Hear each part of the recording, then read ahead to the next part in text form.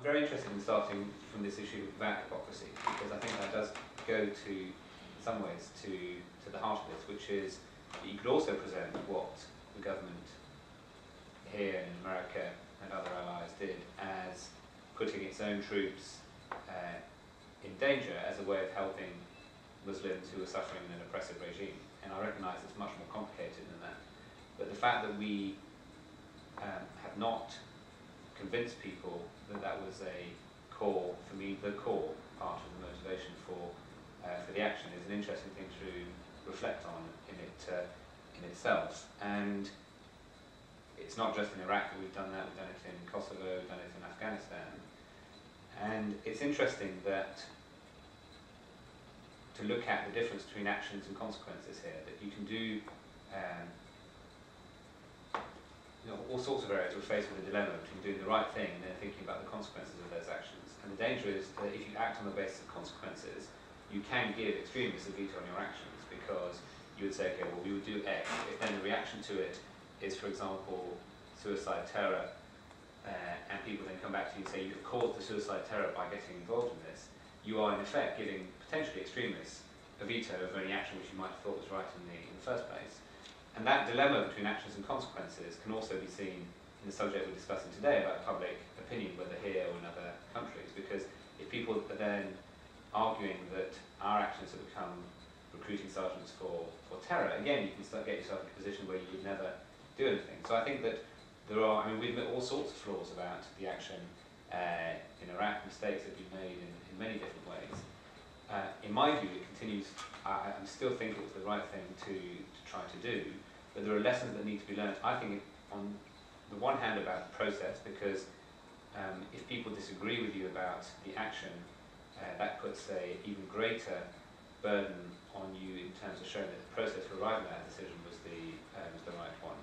But I think it also puts a real burden in terms of thinking about the values within which you're doing this. And that leads you then into a difficulty between when you're arguing in terms of values that can lead you to moral absolutes, and any time that you're shown to be failing in terms of reaching those absolutes, whether it's Abu Ghraib or whether it's people pointing to things within Britain which aren't as democratic, you can then get into a sort of bidding war with fundamentalists which you lose, because democracy is imperfect, foreign policy is imperfect, it is a combination of idealism and the way it's possible. And how you can have a discussion based around values, convincing people that your values are well-intentioned and good, whilst recognising there's always going to be difficult trade-offs, I think is something which we're only just starting to get to grips with. I very much want to follow, I think, this tactical versus strategic divide as a way of thinking about this issue. But before we do, I think we should, if there is a strategic response that's possible, Reem has suggested that there is this blockage now, there is an elephant in the room, and until in some way we get past that, we're not actually going to be able to deal with the strategic problem of creating what Alan calls the combative democracy, right? So I think, I want to ask James first, I think.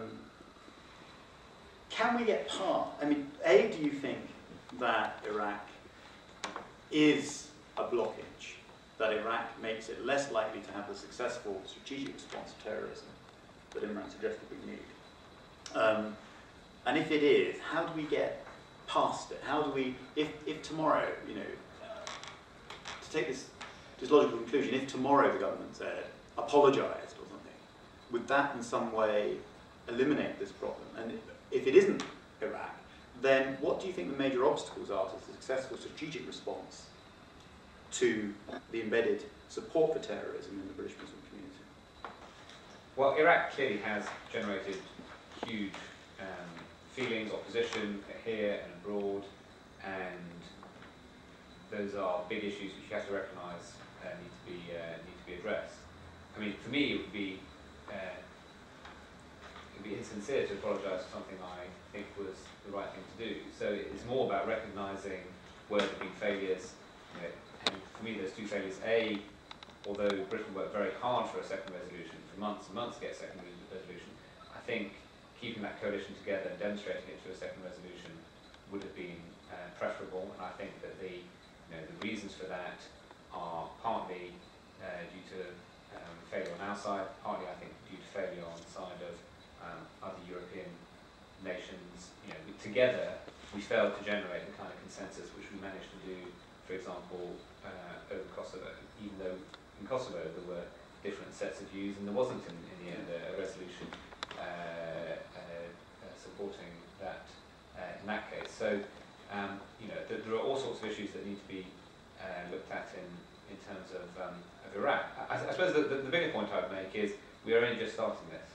You know, until the 1990s, we lived in a world which was dominated by the Cold War, and therefore where you did effectively have to tolerate tyrants murdering their own people because they were, you know, normally proxies of either the West or the Soviet Union. And removing that has allowed us to dream of the possibility of addressing tyranny. You know, and of course you do it first in every single way you can before having military intervention. But that option of military intervention in the grave circumstances is one which I think is right, and I think it's one which is recognised by the UN now through their emerging doctrine of the responsibility to protect. But do you agree or do you disagree with this point that in some way Iraq is a major blockage to having the successful strategic response that we need to the threat of terrorism in the UK? Or do you think that's not the case? Well, I think it's certainly a less effective example of liberal interventionism than happened in Sierra Leone or in Kosovo. There's no doubt about that. So we are still evolving. We're still evolving that doctrine, and I think because it's so new, people find it hard to sometimes believe in our good faith about it. So there is a lot of understanding and listening and explaining to do. Do I think that we should abandon liberal interventionism because of the real difficulties that we've had in Iraq? No, I don't, because to me that means tolerating dictators killing their own people, and I'm not prepared to sign up. Okay. Alan, do you think that Iraq is the major blockage now to a strategic response? Well, I probably should say I didn't support the intervention, Sure. and I was one of those people marching. I had the same position that I think the American writer Michael Walzer had, which was for coercive containment, maintaining coercive containment, smarter sanctions, supporting the opposition movements. Whether I'm right or wrong about that, that's probably worth saying that that's where I came from. And having said that, I'm now in a very unusual position of I'm not comfortable with the idea of simply cutting and running at the moment. I think it would hand an enormous victory to Al-Qaeda, frankly.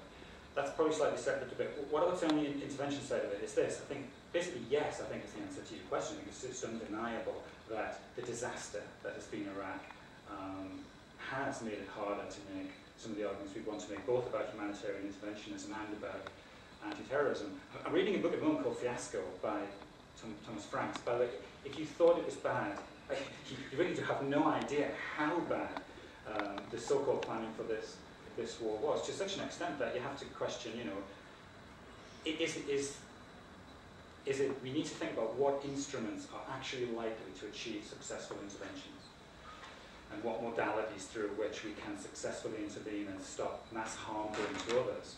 And I think what Iraq has done is put an enormous question mark over the idea that the agency is the US Army, and that the modality is military intervention. I think we need to step back and learn some of the lessons and think much more creatively about how we think about intervening to prevent mass harm doing. But in a nutshell, I think the answer, unfortunately, is yes. But I don't think, therefore, that means we can. I don't think we've got the option to simply wash our hands of Iraq and walk out of there.